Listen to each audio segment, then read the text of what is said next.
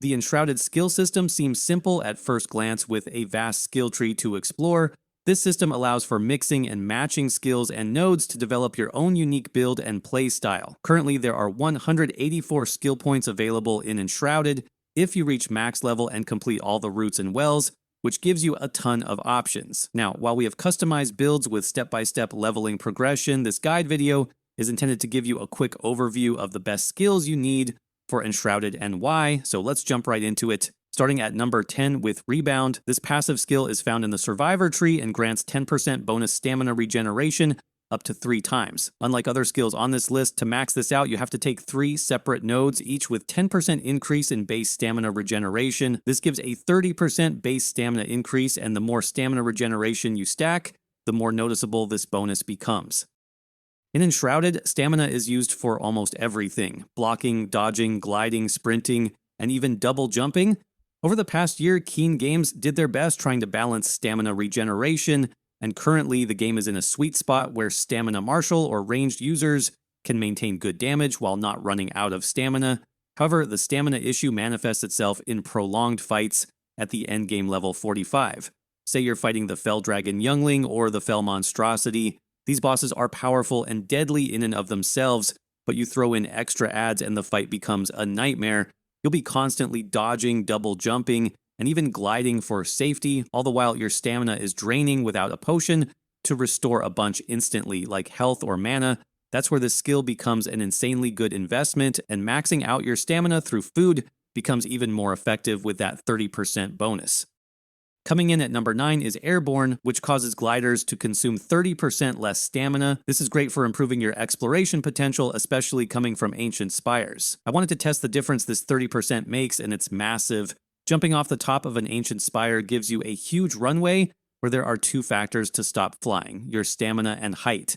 I was able to travel a vast distance with the Airborne passive, and there's even another trick to go further, which we'll talk about later in this video.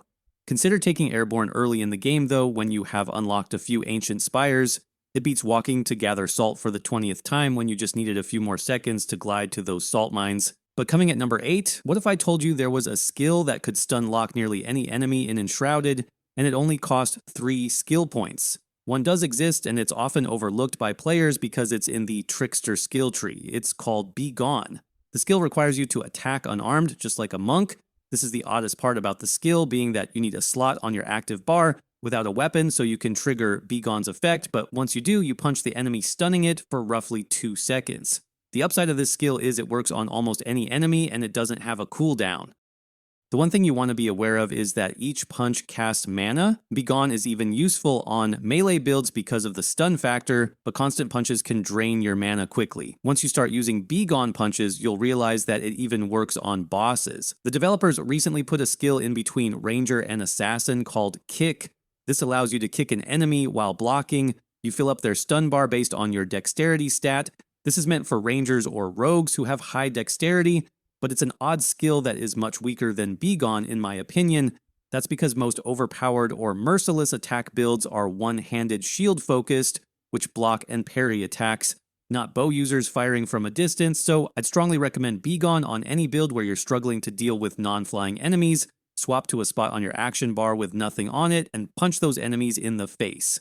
Coming in next, we have Water Aura, which is one of the best healing skills to take in the entire game. This is because if you're new to Enshrouded, healing at the start of the game and even endgame can be annoying. You can stack some gear sets that give you health back doing damage, like the Gemini Ring, health regeneration, bandages, and potions. But one of the simplest ways, especially for spellcasters, is Water Aura, in the healer skill tree costing 3 skill points. This skill gives you and anyone nearby within 15 meters 1 health per second per 2 points of intelligence. This skill has been nerfed throughout multiple updates because it was so strong originally, but it's still very good at the start of Enshrouded regardless if you're a spellcaster or melee. Even with base stats, you can get 4 to 8 heals per second, which adds up over time and stacks with berries and bandages early. If you want to use Water Aura later in your leveling process, make sure to take the adjacent skill Waters of Life, which doubles healing to 2 health per 2 intelligence. At endgame level 45, you can get 20 to 22 intelligence, giving you a solid amount of healing per second, and it's nice if you're playing a group. Water Aura will not stack in a group, so if you have 4 buddies running around, it's best only to have one using this skill. But speaking of healing, Battle Heal is the essential skill for melee damage dealers who need survivability. Costing 3 skill points and found in between the tank and battle mage skill trees, Battle Health gives you 5% health back when you critically strike a target. This doesn't sound like a lot, but some melee builds with high constitution can run nearly 2,000 health. That's nearly 100 health back constantly while you're attacking. The best part of Battle Heal is it's able to stack with other bonuses like Water Aura, which we mentioned earlier. You can stack tons of health regeneration, heal yourself with bandages, but there's something even more overpowered than that, which is the Gemini Rings, which grant 7% life leech. Unlike Battle Heal, you restore 50% of the damage you cause as health. The two-handed axe build is capable of landing attacks as high as 4,000 damage. With one ring equipped, you're getting back 2,000 health on just one mega critical. Basically, you can stack 2 of these rings, Battle Heal, Water Aura, and Max Health, and just swing for the fences. The only thing that's going to kill you at that point is falling down a cliff.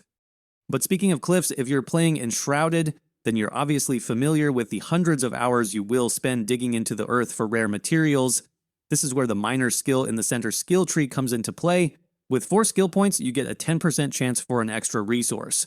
While this doesn't seem like a huge bonus, it's extremely nice when playing the endgame farming simulator, where you need hundreds, if not thousands, of materials to not only upgrade your weapons, but get that fully upgraded house. Like other skills, you can stack additional bonuses to help you with mining more quickly and effectively. First, make sure to always upgrade your pickaxe once you discover new material. The Gilded Pickaxe is the endgame one currently, and it has much more damage and lower stamina cost than the original. Next, take the Mason skill, which is required to reach Miner. This helps increase the damage of your pickaxe by 30%. If you're at endgame, craft the Miner helmet from the blacksmith. This increases your mining strength by 15%. Quality gear is also another good skill worth considering if you need a ton of ore or materials to upgrade your base or get a fancy new granite floor. It lowers tool damage by 50%, so you don't have to repair as often. It's likely you won't have every single point into combat performance when you're playing Enshrouded, so taking Mason and Miner are 2 you definitely need on every build.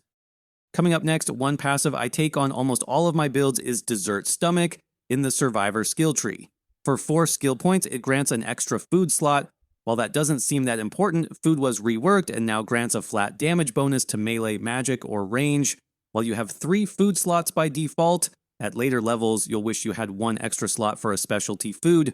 For example, if you look at a sample magic build food setup, you have Yellow Glow Soup for regeneration and magic damage.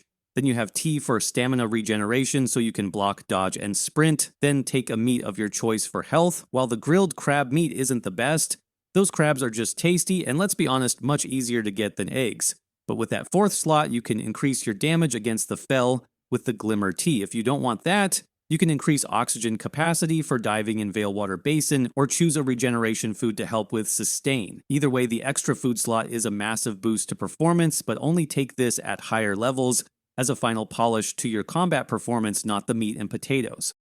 Next up is the Updraft skill. If you've ever played Skyrim or similar exploration-based RPGs, you'll remember countless hours hoofing it up a mountain's edge only to wonder, can I climb this thing? The answer is usually no, and you waste your time pressing up on your controller until your thumb bleeds. This is where Updraft comes in, costing 4 skill points and located in between the Assassin and Trickster skill trees. When you're in flight, you press your jump button to consume 100 mana and bounce upwards into the air. While the skill tooltip sounds simple, the results are amazing. You almost do an entire jump in the air, essentially extending your flight time by what feels like double. Since this skill is right next to Airborne, I almost always take them together. Now you gain increased distance and decreased stamina cost with 2 skills, greatly increasing your exploration. A couple things to be aware of, however, is that the cost for this skill is steep and melee builds won't be able to use this skill as often. Keep a wand with a high regeneration bonus and equip it while wandering around with 0 threat of enemies to help with this, as you'll passively regenerate magic, helping you jump again faster. Our number 2 skill for this list is Blink.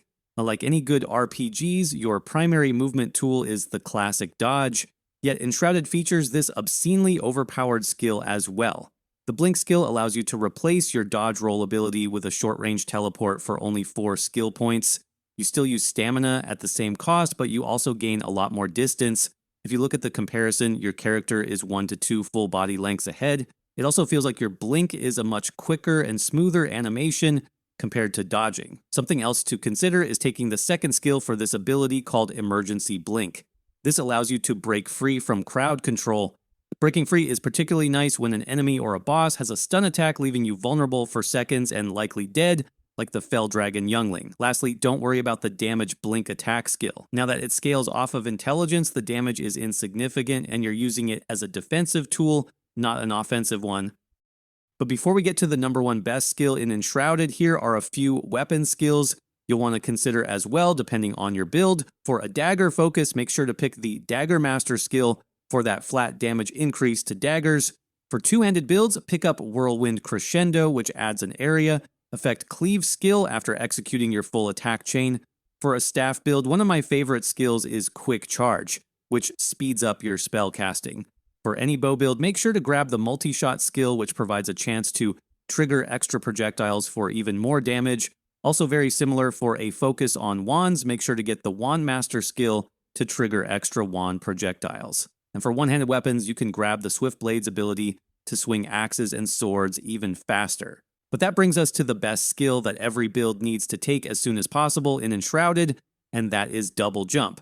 That's because every aspect of Enshrouded gameplay revolves around mobility. Honestly, it's hard to grasp just how much this one skill helps with exploring and combat utility until you try the game without it, which I don't recommend. If you look at the comparison, with only one jump, you jump up one layer. With double jump, you can jump an additional 2 layers. So it's not like you only gain 1 to 2 feet. No, you get almost an entire second jump, allowing you to access more environmental areas much quicker. This makes Ancient Spires and other puzzles a breeze. Not only that, but Double Jump is a great skill in combat thanks to skills like Crash Down. Once you take this, you can slam down with a melee weapon and deal devastating area effect damage. The most busted exploration hack is Double Jump, Updraft, and Airborne combo. This allows you to traverse flat surfaces 10 times faster. Simply double jump in the air and spam the jump button again to immediately pop up again thanks to Updraft. You'll then be high enough to glide for a long time. Once you land, depending on your resources, do it again and again to traverse massive distances. But there you have it, the top 10 skills everyone needs to take in Enshrouded. If this guide was at all helpful, just do us a quick favor and crush that like button so YouTube knows to share this video with others. Thanks again for watching and see you in the next video.